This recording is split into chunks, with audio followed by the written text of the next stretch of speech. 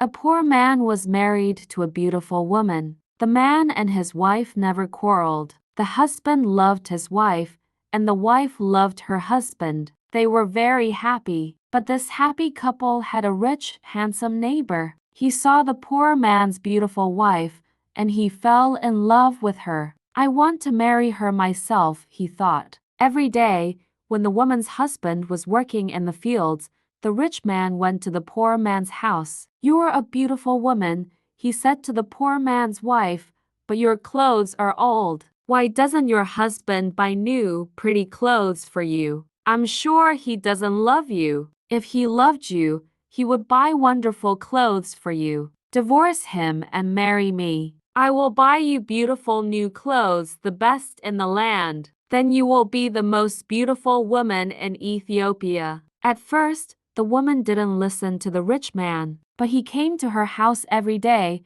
and every day he said the same things. At last, she began to think, perhaps my neighbor is right. Why doesn't my husband buy beautiful new clothes for me? Perhaps he doesn't love me. That night, she said to her husband, "Look at me, husband. My clothes are old and ugly. I want new ones. Buy me some new clothes." Her husband smiled at her. "You don't need new clothes," he said. "You are the most beautiful woman in the world to me." She was angry. "Don't you love me?" she said. "If you love me, buy me a new dress." Her husband loved his wife, and he wanted to please her. "I have only a little money," he thought, "and I need a new plow. But I want my dear wife to be happy." So, the next day, he went to the market and bought a new dress for his wife. He took it home to her, and she put it on. "Thank you, my dear husband," she cried. "Now I know that you love me." When the rich man came to see her again,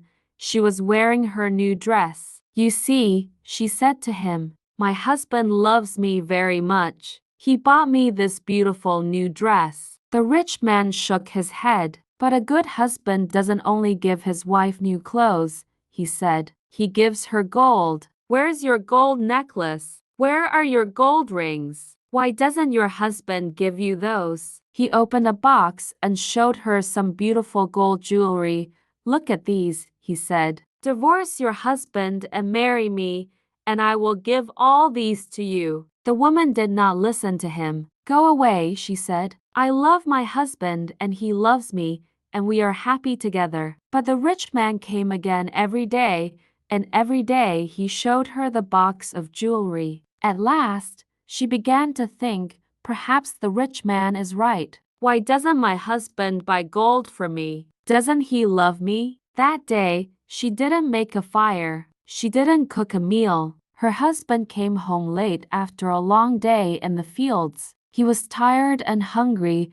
"There's no dinner for you tonight," his wife said. "You don't love me." "What?" her husband cried. "But my darling, I love you more than anything. You are the most wonderful person in the world. Then why don't you buy me some gold jewelry?" she said. When a man loves his wife, he gives her a gold necklace and rings for her fingers. Her husband looked worried. "I spent money on her new clothes," he thought. "How can I find more for gold? I'll go and see my brother," he decided. "Perhaps he will lend me the money. I must buy gold for my dear wife. I want her to be happy." The next day, he went to visit his brother. "Lend me some money, brother," he said, "and I will work for you in your field." "All right," his brother said, "but you must work hard. There are many stones in my field, and you must move them all away." Her husband agreed and took the money. He went to the market and bought some gold jewelry. Then he took it home to his wife. His wife was very happy. She put the necklace around her neck and the rings on her fingers. "Look at me," she said. "Am I not beautiful?" "You're very beautiful," her husband said. "If you are happy, I am happy." She put her arms around his neck. Thank you, my dear husband," she said. "Now I know that you love me." The next day, her husband went out very early, before the sun rose in the sky. He ran to his brother's field. It was covered with stones. "I must work very hard now," he thought. I must start early and stop late. I must pay my debt to my brother.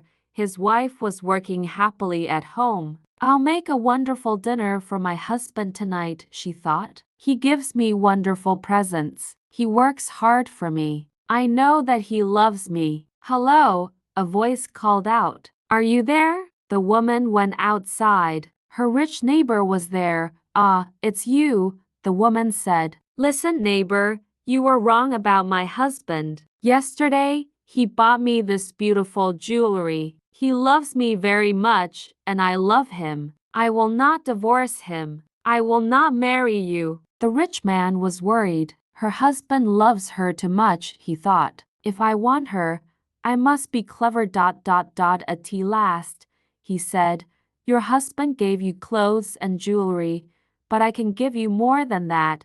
What do you mean? The woman cried. Can your husband make miracles? The rich man asked. Miracles? No, of course, he can't make miracles, the woman answered. Only God can make miracles. Men cannot make them, but I can, the man said, because I love you. Love can make miracles. If your husband loves you, he can make miracles for you. If you love me, I will make miracles for you. Make a miracle for me now.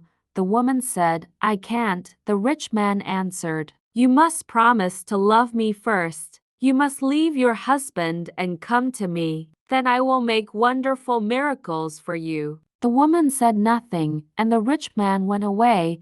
That night, the poor man came home late. He was very tired and hungry. His wife brought water for him to wash and served him a delicious meal. My poor husband works so hard for me, she thought. The rich man is foolish. How can my husband make miracles? It's impossible. But the next day, and the day after, and the day after that, the rich man came to her house again. Did your husband make a miracle for you yesterday? He asked. The woman remained silent. Leave him and love me, he said, and I will make many, many miracles for you every day. At last, the woman began to listen to him. One day, when her husband came home, she looked sad. Wife, dear wife, what is wrong with you? Cried her husband. Are you sick? No, she said. I'm sad because you do not love me. What? Cried her husband. But you know that I love you. I bought you new clothes and gold jewelry. You're the most precious thing in the world to me, but you don't make miracles for me, his wife said. Her poor husband was very surprised. Miracles? Of course, I can't make miracles, he said. Why do you want a miracle? Who gave you this idea? Our neighbor came to see me today, the woman said. Love makes miracles, he told me. If a man loves a woman, he will make miracles for her. Her husband was very worried. That wicked man wants to take my wife, he thought. All this trouble comes from him. When he first came here, she wanted new clothes. Then, she wanted gold jewelry. And now, she wants a miracle. What can I do? If I don't make a miracle, perhaps my wife will leave me and marry him. The next day, he went to work in his brother's field. I must pray, he thought. Only God can help me now. He looked up to heaven. Oh, Lord God, he prayed, please help me to make a miracle. I love my wife, and I want to keep her. Don't let this rich man take her from me. He worked all morning, moving stones from his brother's field. In the middle of the day, he sat down under a tree to rest. A man was already sitting there. Who are you? The poor man asked. I am a wizard, answered the man, and I have a gift for you. Look, here are 2 sticks. They make miracles. Miracles, the poor man said. He was happy now. What kind of miracles? If you touch a person with the first stick, the wizard said, he will become a donkey. The poor man thought of the rich man and smiled. A donkey? He said. That's very good. And if I touch him with the second stick, what will happen? He will become a man again, said the wizard. The poor man took the sticks and jumped up. Oh, thank you, my friend, he said. I prayed to God, and he sent you to me. Now I can keep my wife and punish my enemy." The poor man ran home.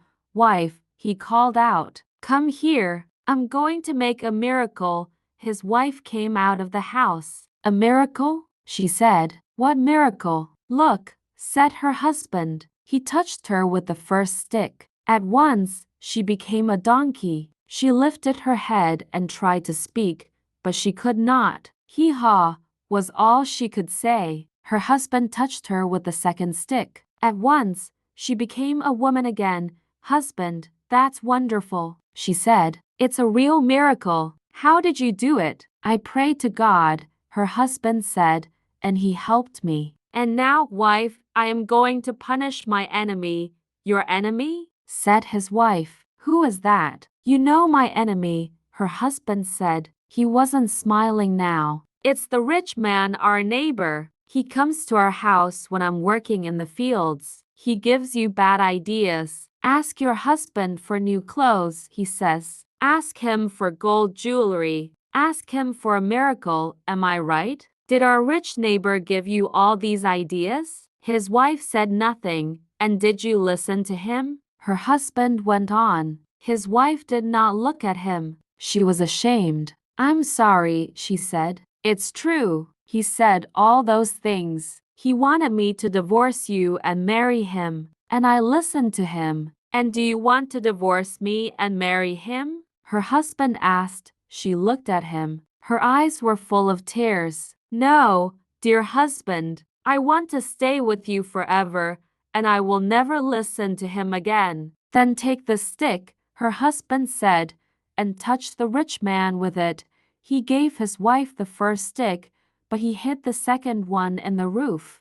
The next day, he went to work. Soon, the rich man arrived at the woman's house. "Well," he asked her, "and can your husband make miracles yet?" "Yes," she said, and she touched him with the first stick. At once, the rich man changed into a donkey. "Now," said the woman, "you can go to work and help my dear husband."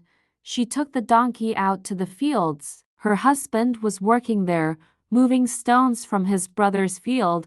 "Ah," he said, "a donkey. Now I can finish the job quickly." From that day, the poor man gave the donkey many heavy loads to carry. The donkey carried stones away from the fields. It took sacks of teff to the market and brought flour and coffee home again. For many years, the donkey worked for the poor man. The poor man was not so poor now. The donkey was helping him, and he was becoming richer. One day, the poor man looked at the donkey. It was tired and old. It stood still, its head bent down. The poor man was sorry for it. He went into his house and brought out the second stick. Then he touched the donkey with it. At once, the rich man stood there. But he was not a handsome young man now. He was old, his back was bent, and he was very, very tired. "You tried to take my wife away from me," the poor man said. "That was wrong. Go home now. Don't look at other men's wives again." The rich man went away,